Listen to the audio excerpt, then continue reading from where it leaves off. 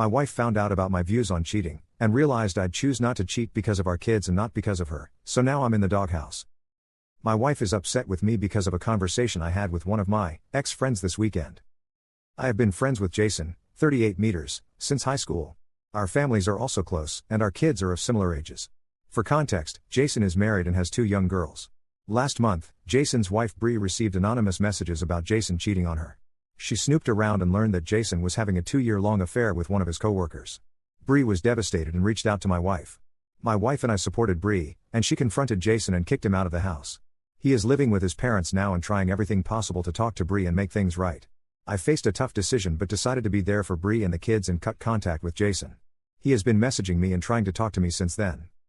Last week, his mom reached out to me and told me that Jason has not been doing well and has been having panic attacks and wanted to talk to me. I was reluctant, and despite my wife's protests, I decided to talk to him. He came to my house on Friday evening. My wife did not want to see him and stayed in our bedroom along with the kids.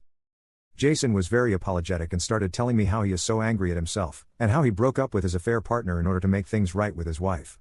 He told me that he is also planning to leave his job and would do anything to get back with Bree and see the kids.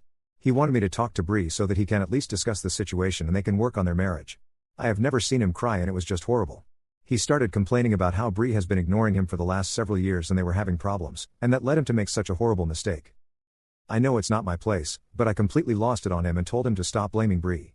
If he had problems with her, he should have worked with her to solve them. Cheating on her is the worst thing he could have done to her, and he has no idea how hurt Bree is due to all this. I told him that he not only hurt Bree, but also messed up his kids' lives.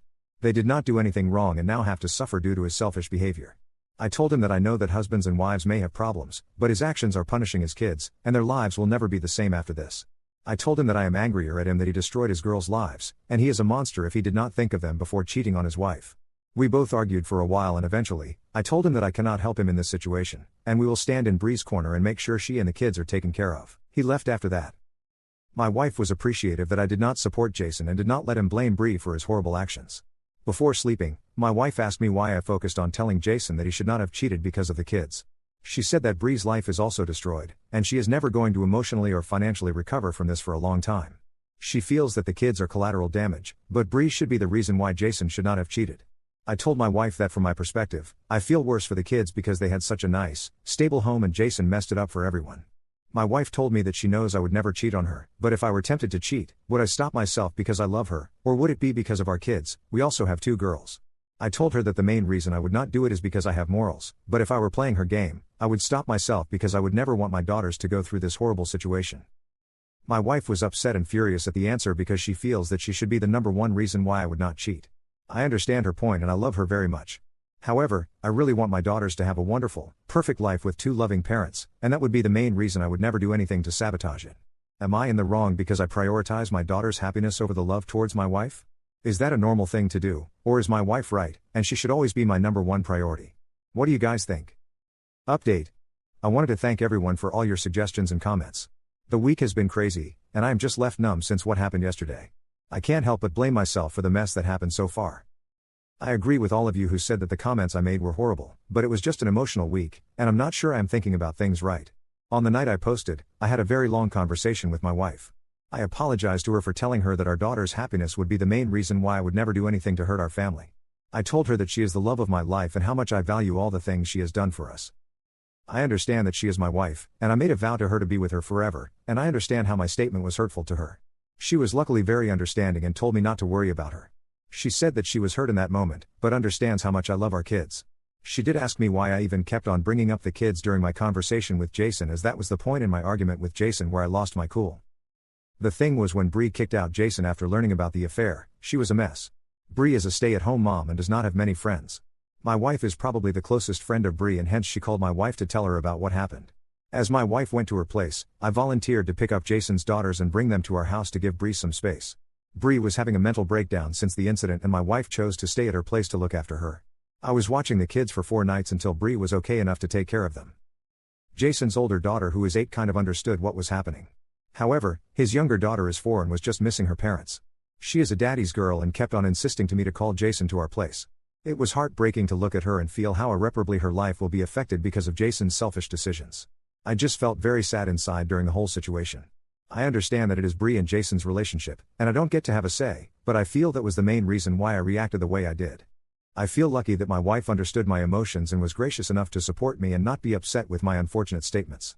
She told me that she told Bree that Jason came to our home and about my fight with Jason. Bree felt hurt about it, but asked my wife if she could come to our house on Friday to talk to me. We met on Friday and Bree asked me about my conversation with Jason. I told her in detail about what happened, how Jason's mom reached out to me, and I met him because of that. I told her about how Jason told me he broke up with his AP and was going to leave his job to be far away from that situation. Bree asked me about our fight and why I said things about the kids. I was again honest with her about what I felt. I apologized to her for having opinions as it was their relationship, but I just said those things in the heat of the moment. Bree asked my wife and me if we think Jason can change, as she is also very worried about the kids and the impact on them. She said that Jason has always been an amazing dad, and she is not sure if she can raise the kids without him. My wife told her that what Jason did was horrible and unforgivable, but we do not want to give opinions on their relationship, as only Bree can decide what to do about it. Bree told us that she wants to talk to Jason, and if we could host both of them, so she feels safe. Jason and Bree came to our house on Sunday, and it was the first time in a month that Jason met his daughters. It was a very surreal moment to see how emotional he got after seeing them. I don't care what all of you say, but I know that I will never jeopardize my family because I would never want to be in Jason's shoes and how broken he looked when he had to face his daughters. There were a lot of tears all around. Bree and Jason discussed things privately. From the gist I got later, Jason apologized a lot to Bree and told her he would do anything to make things right. He told her that he has already put a 14-day notice at his workplace and vowed to never see or talk to his affair partner again. He told her that she could have access to his phone, and he will not take a job where he has to travel for work or stay away from her overnight. All he asked was for a chance to go for marriage counseling and work on things. He also offered that they could move to a different town near Bree's parents and get a fresh start. Bree accepted most of the things, except she does not want to move to a new place. They decided that Jason can move back into their house, and they will try to find a way forward from this situation. They both thanked us for mediating between them, and Jason also apologized to me for all the drama and told me that he will do everything possible to heal his marriage and make sure his daughters are taken care of. It all seemed like a good outcome on the surface, but my wife feels that my comments about their daughters may have guilted Bree into taking Jason back. I really did not intend to meddle in their relationship, and I know that they have a long rocky road ahead if they want to recover from this situation. I just hope that they find the strength to do that. I wanted to get opinions on whether what I did was right in this situation, as I feel I accidentally caused both of them to get back together, and if Jason cheats in the future, I might be the one to be blamed because I talked to Jason first, and then my words guilted Bree into taking him back because of the kids. Relevant comments. I hate to say this, but eventually when he cheats again, or they break up, she is going to blame you and your wife for suggesting she stay because of the kids, even though you told her that you and your wife would not give your opinions, you already had. Instead, what might have been helpful is letting her know that if he really is a great dad, he'll continue to be on no matter what. Even if they are not together. Divorce doesn't automatically mean raising the kids alone, and she should do whatever she believes would be healthiest for her and her kids. Staying for that reason alone often means more pain in the end for everyone, including the kids. The whole reason your wife was upset with you is because you were minimizing the importance of who you actually made vows to. The same thing is happening with Bree and her husband. I could be wrong, but usually cheaters are cheaters are cheaters. To be honest, this is exactly why I am feeling bad. I did not mean to, but my comments may have guilted her into staying with Jason. I thought I knew Jason for my whole life and never thought he was even capable of cheating on Bree. I don't trust him anymore and not sure if I can be great friends with him. I know Jason is a scumbag, but I hope that he rectifies his ways and does not hurt Bree again. I would always have it at the back of my mind that Bree might be in a crappy situation because of something I said in the heat of the moment.